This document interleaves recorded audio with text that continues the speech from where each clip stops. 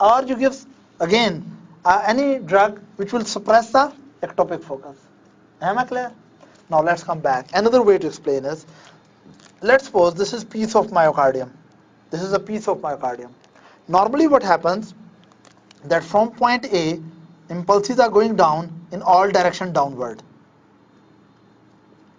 Now this depolarization which has spread from point A downward, as this wave front is moving top to down, right, can it re-enter back?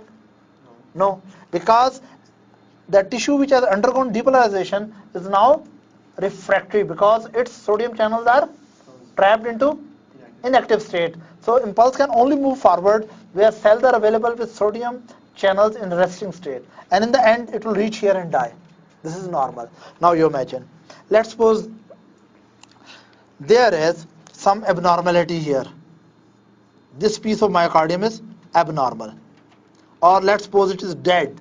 It is extremely ischemic area through which no current can pass, right? Or it is scarred area, and through scarred area no electrical activity occur. So due to any reason there is a block to impulse. Now impulse will go through two pathways.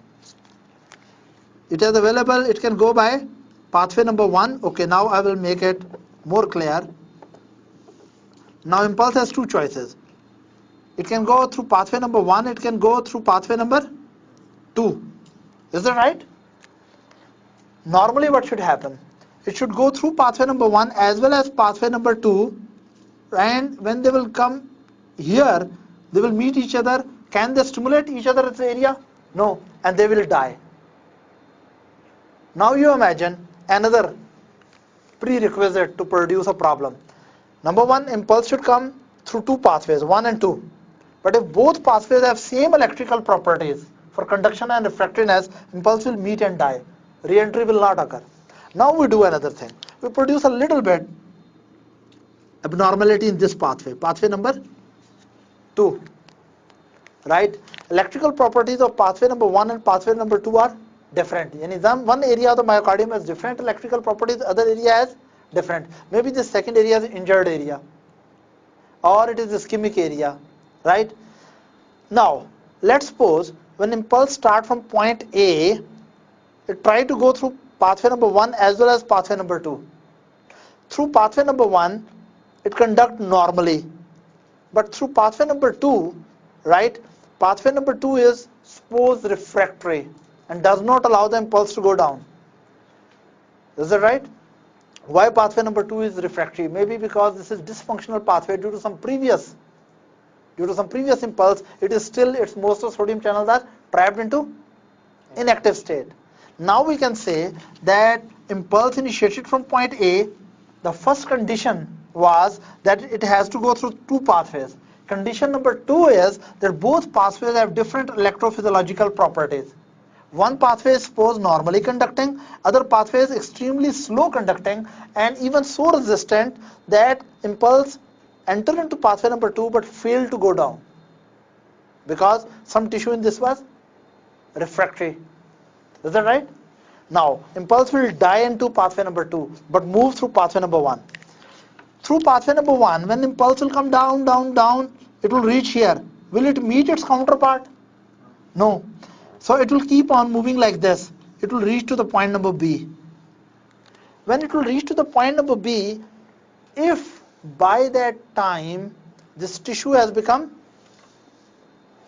out of its refractoriness, if its sodium channels have flipped from inactive state to resting state, they will be excited from the incoming impulse from point number B, and from point number B, impulse will move upward. It means this defective route, pathway number 2, did not allow antegrade or forward movement, but it allowed the current to move retrogradely. Now, there was one impulse coming to point number A, it divided into two pathways. Both pathways have electrophysiologically different from each other in their behavior.